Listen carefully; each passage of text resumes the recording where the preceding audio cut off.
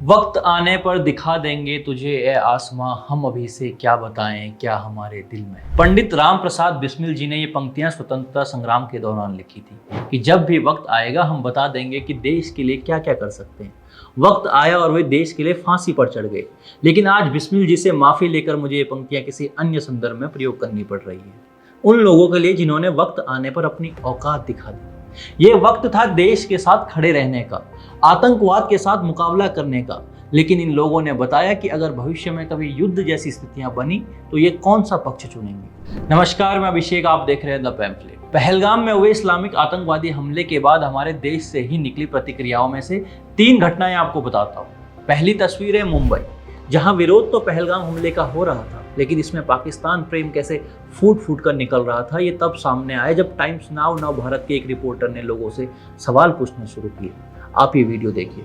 कि पाकिस्तान ने किया है, किसने किया? इस पे अटैक करने चाहिए। क्या किसने? हिंदुस्तानियों ने किया है? हिंदुस्तान को बराबर उस पर एक्शन लेना चाहिए। किसने पाकिस्तान किया है? हिंदुस्तानियों ने किया है? नहीं नहीं, जिन्होंने भी किया है। किसने किया? अभी पता नहीं चला ना किसने किया, कहते हैं पाकिस्तान ने किया अनंतनाग पुलिस ने जो 3 स्केच निकाले उसमें से 2 पाकिस्तानियों को शिनाख्त हुई है। तो पाकिस्तान ने किया तो हाँ?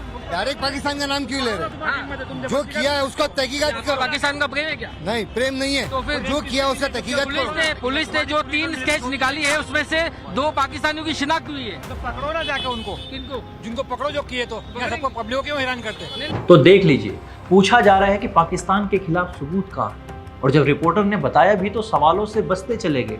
मतलब कैसे हिंदुस्तान में रहकर भी आप खुलकर पाकिस्तान का समर्थन कर सकते हैं, और फिर कहते हैं कि बार बार हमसे वफादारी का सबूत क्यों मांगा जाता है। यहाँ तक कि कोई भी व्यक्ति यहाँ पाकिस्तान के खिलाफ बोलने के लिए तैयार ही नहीं था। आप ये वीडियो देखिए। बताइए क्या एक्शन होना चाहिए पाकिस्तान के खिलाफ? हम तो यहाँ काम करते हैं। हम तो काम तो हिंदुस्तान में ही करते हैं ना।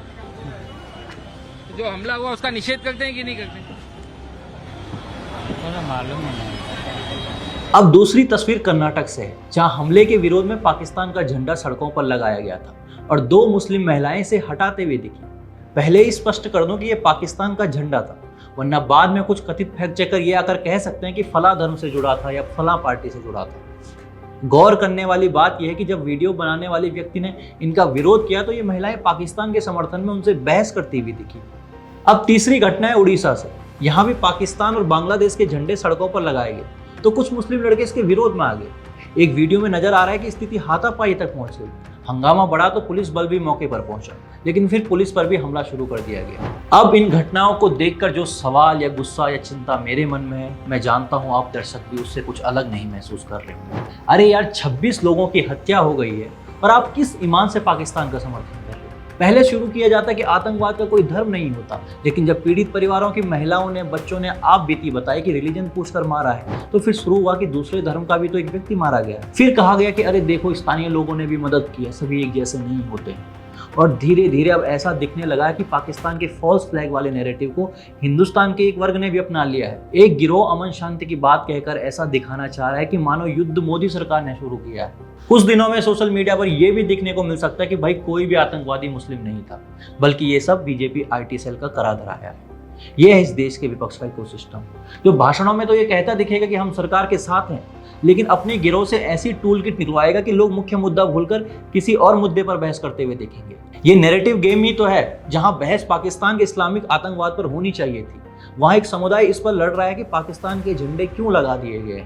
दोस्तों, जितना ये लोग कहते हैं ना कि भाजपा का मतलब देश नहीं है, या भाजपा ने राष्ट्रवाद को ऐसा बना दिया कि जो उनका विरोध करे उसे देशद्रोही साबित कर दिया जाता है, या पाकिस्तान भेजने की बात कही जाती है, नहीं, ये भाजपा या मोदी सरकार ने नहीं, बल्कि आपके इसी इकोसिस्टम ने किया है, जो आज सड़कों पर पाकिस्तान के समर्थन में उतर गई है, क्योंकि इन्होंने स्वीकार कर लिया है कि देश का समर्थन करना यानी भाजपा का समर्थन करना। और इसी का परिणाम है कि मोदी विरोध में देश के अगेंस्ट जाने के लिए भी ये तैयार है, तो इन्होंने ही ये बात स्थापित की। इसी का परिणाम है कि अब ग्राउंड पर भी ऐसी तस्वीरें आम हो गई हैं। जाते जाते आपको याद दिला दें कि साल 1946 के चुनाव में पाकिस्तान की मांग पर मुस्लिम लीग ने चुनाव लड़ा और मुस्लिम बहुल सीटों पर शानदार प्रदर्शन किया, खासकर बंगाल, पंजाब, संयुक्त प्रांत जो आज के उत्तर प्रदेश और कुछ अन्य राज्यों से मिलकर बना था। यहाँ पाकिस्तान के नाम पर जमकर वोटिंग हुई, लेकिन जब साल 1947 में पाकिस्तान जाने की बारी आई तो एक बड़ी जनसंख्या भारत में ही रह गई। इतिहास में जाकर किसी घटना को वर्तमान की घटना से जोड़ना कुछ लोगों के लिए अप्रासंगिक लग सकता है, लेकिन जिस राष्ट्र का बंटवारा ही धर्म के आधार पर हुआ हो, वहां ऐसे सवाल सदैव प्रासंगिक रहेंगे कि जब प्रेम पाकिस्तान के लिए था या है, तो फिर भारत से वफादारी कैसे निभा पाओगे।